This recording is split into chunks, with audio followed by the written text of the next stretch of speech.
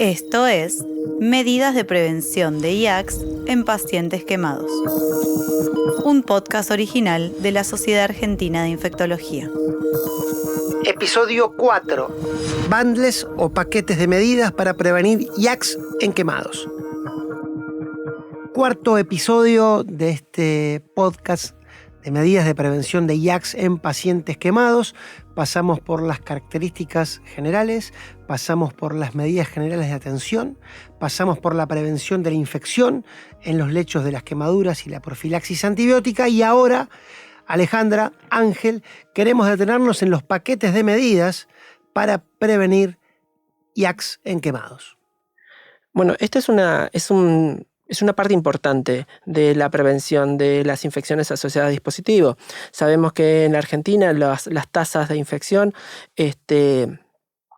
en pacientes quemados, como dice la literatura, supera o duplica o triplica la tasa de los pacientes no quemados. Y para ello nosotros tenemos que implementar medidas de prevención. Y estas medidas de prevención son las conocidas como care bundle o paquetes de medidas. Sabemos que estos son múltiples estrategias que se accionan en el mismo momento para lograr la prevención de alguno de los dispositivos. ¿Y cuáles son los dispositivos que vamos a tratar en este podcast? Va a ser neumonía asociada a ventilador, infección asociadas a catéter e infecciones asociadas a catéteres urinarios. Y entonces, lo que importante en esto es determinar que las sociedades de infectología, no solamente de sociedades internacionales, sino también acá de la Argentina, han sacado recomendaciones con respecto a esto. ¿Y cuáles son los mejores bundles? Y como parte de la síntesis, para no llevar a lo redundante, tenemos que saber que los bundles tienen que ser aquellos que se puedan practicar dentro de la institución, aquellos que tengan una finalidad, en este caso si tenemos un aumento de la tasa, que puedan ayudar a mejorar esto, y que se diferencian en prácticas esenciales, según lo publicó en la SHEA, y prácticas sugeridas. Las prácticas esenciales son las mínimas prácticas que se deben aplicar y que la evidencia científica sustenta esto, ¿sí? Y las prácticas sugeridas son aquellas que probablemente puedan disminuir el riesgo, que no tenemos una evidencia científica muy consistente y que nos pueda ayudar. Entonces, Ale, vayamos con la primera medida. ¿Cuáles son los mejores paquetes de medida para los pacientes gran quemado para reducir las neumonías asociadas a ventilador? Bueno, es muy importante este concepto que vos nos mencionabas, la utilidad de los bundles, pero también entender, justamente, como vos bien lo decías, que hay que adaptarlos a nuestra población de gran quemados, ¿sí? Para prevenir la NAV es fundamental recordar los principios básicos que dijimos al principio, que estos pacientes, muchos de ellos tienen lesión por inhalación, con lo cual esto aumenta las tasas de neumonías casi un 20% en los pacientes quemados. ¿Y por qué sucede esto? Porque a nivel local hay un daño epitelial, hay una alteración de la quimiotaxis de los neutrófilos, hay una respuesta de citoquinas, interleuquinas, una inflamación local desmedida y un cambio en la microbiota respiratoria. Todo ello es el terreno perfecto para que se dé una neumonía asociada al ventilador. Entonces, como prácticas esenciales, las que ya conocemos no las vamos a reforzar. Higiene de manos, cabecera a 30-45 grados. Hay un punto sí que es muy interesante. SHEA, en el año 2022, señala que el uso de clorhexidina se asocia con una mayor mortalidad de los pacientes críticos, pero en este grupo de pacientes no se citan estudios de pacientes en quemados. Entonces, si consideramos la fisiopatología del quemado, la higiene oral, cuando hay lesión por inhalación y el paciente tiene que ser intubado, se sigue recomendando que se haga con clorhexidina con solución oral al 0,12%. Pero en el caso de que sea un paciente gran quemado que no requiere ARM o todavía no lo requirió, también se podría usar la higiene oral de la boca del paciente con agua estéril y con acción mecánica una vez por turno. Es decir, hay que adaptarlo al paciente y al tipo de quemadura. No es lo mismo un gran quemado que no tiene quemado el rostro y la cara y no tuvo lesión por inhalación, que aquel paciente que sí tiene la quemadura en esta zona, ¿sí? Uh-huh. Y otra de las medidas esenciales, vamos a hablar de lo que, como ya lo tienen los pacientes no quemados, que es la alimentación enteral temprana. Aspiración de secreciones siempre antes de movilizar al paciente, Ale. Antes de movilizar al paciente hay que aspirarle las secreciones, totalmente. Eso es mandatorio. Y un punto interesante Nayo, ya no como una práctica esencial, sino como una práctica sugerida, es cuándo hacer traqueostomía a un paciente ventilado. Y eso es como lo dice la literatura, la traqueostomía temprana. No hay suficiente evidencia en pacientes quemados, pero sí es una práctica habitual que se hace en estos tipos de pacientes. El problema se nos plantea cuando la quemadura está en el cuello. Cuando un paciente quemado se quemó el cuello, la cara, es muy difícil. Recordemos que más o menos tardamos 20 días en recuperar la piel. Entonces va a tener un tiempo de ARM prolongado, está quemado en el cuello. Bueno, lo más importante es hacer, antes que la traqueostomía, un injerto. Primero hay que injertar la lesión para que se restituya la piel y después podemos pensar en una traqueostomía. Perfecto. Y ahí vamos a pasar a la segunda bundles care bundle o paquetes de medida, y esto nos vamos a referir a las infecciones asociadas a catéter venoso central. Ya sabemos que las bacteremias aumentan 4 veces la mortalidad en los pacientes quemados y que las infecciones asociadas a catéter es un factor que aumenta significativamente la mortalidad. Entonces, esto es algo que nos lleva a nosotros a tener que intensificar las medidas prevencionales. Sí, tal cual. Recordemos que está rota el tejido cutáneo, está rota la piel. Entonces, nosotros vamos a colocar una vía central en un paciente que, si tiene rota la piel, los gérmenes van a tener una facilidad enorme de poder penetrar y entrar al torrente sanguíneo. Entonces, es fundamental para prevenir la infección de estos catéteres vasculares saber dónde voy a colocar el catéter. El problema en los gran quemados es dónde lo coloco. ¿Dónde? Es muy claro, en zona de piel sana. O, si está muy quemado, 60% del cuerpo quemado, ¿dónde coloco la vía? Bueno, al menos lo más lejos posible de la zona de la piel quemada, con una distancia mayor a 5 centímetros.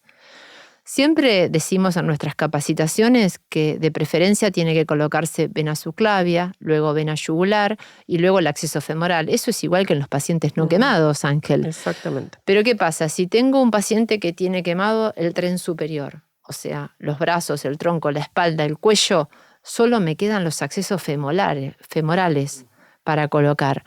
Pero ¿qué pasa con los accesos femorales? Son frecuentemente complicados por la humedad de la zona, porque es una zona sucia, húmeda, y aparte hay una mayor probabilidad de que desarrollen trombosis venosas esos accesos. Por eso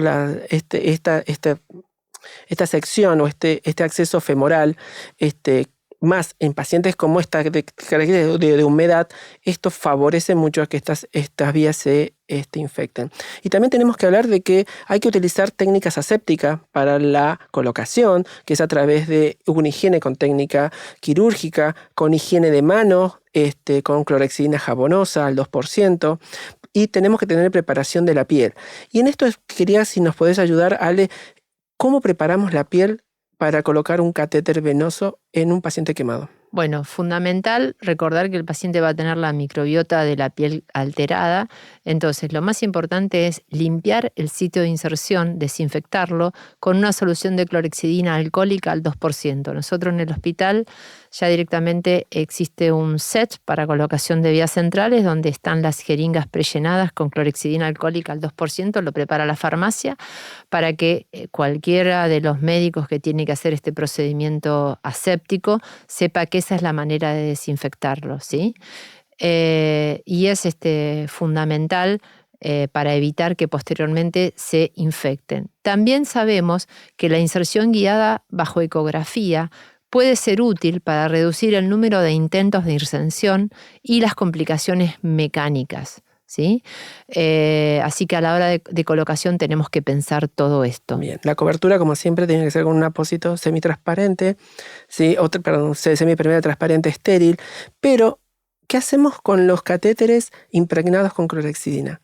Con los apósitos impregnados con clorhexidina. Este tema es importante porque uno, en el paciente no quemado, coloca un parche semipermeable transparente que dura, decimos, hasta 7 días. Olvídate, Ángel, que en el quemado un parche te dure 7 días, porque son pacientes húmedos que tienen exudación, que tienen un tercer espacio muy importante que hace que la piel trasude líquido, entonces el parche se despega. Si el parche se despega, el catéter queda expuesto y ese catéter se infecta. Entonces, la recomendación nuestra y también lo que se hace desde la práctica lógica es, si el apósito está pegado firme, lo dejo quieto y no lo muevo. Pero si el apósito se desplaza o se afloja, hay que cambiarlo o colocar una gasa estéril limpia y seca. Y esa gasa estéril limpia y seca se debe cambiar siempre que esté mojada, húmeda o sucia. Entonces, es adaptarlo a paciente por paciente. Perfecto. Y obviamente recordar que el recambio de tubuladura es igual al paciente no quemado. Y ahora ¿querés que entremos en otro punto, Ale? Te quería decir algo que me olvidé. Vos me preguntaste qué pasaba con los apósitos impregnados en clorexidina. Yo me entusiasmé y me fui. Bueno, en realidad es controvertido el uso en quemados, el apósito impregnado en clorexidina. ¿Por qué? Porque son pacientes que habitualmente se bañan con clorexidina al gran quemado. Y como los apósitos, como decíamos recién, no duran en el tiempo, la verdad que no tendría mucho sentido, costo-beneficio, que sea una práctica a implementar. Son insumos caros. Bien, entonces vayamos a este punto de decir cuáles son las controversias o falta de evidencia que tienen los catéteres. Y estaría bueno poder remarcar algunos puntos de este tema. Sí, básicamente es esto. La cobertura de la vía central, no hay evidencia clara de usar lo que decíamos recién, el apósito impregnado, porque los pacientes se bañan con clorexidina, y lo que dijimos, apósito transparente o gasa que se debe cambiar. Y el otro punto controvertido es recambio programado de la vía central. Ya sabemos que no es una práctica recomendada en los bundles de los pacientes no quemados. Pero ¿qué hacemos con los quemados?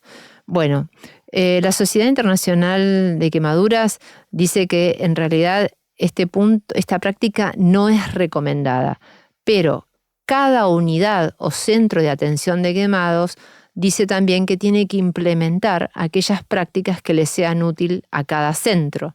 Entonces, en estos pacientes críticos hay lugares como, por ejemplo, el Hospital Garraham, que tiene una unidad de quemados de niños muy interesante y a su vez desde hace muchas décadas trabajando muy, muy bien. Ellos recomiendan cambiar los catéteres centrales cada 7 días.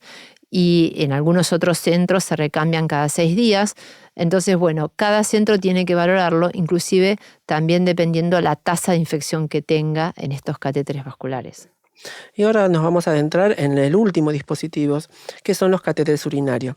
Como bien nos contabas, Ale, los pacientes gran quemados reciben mucho volumen de líquido. Esto hace de que son pacientes críticos que requieren un monitoreo constante y es entonces cuando tenemos que evaluar la utilización de catéteres urinarios.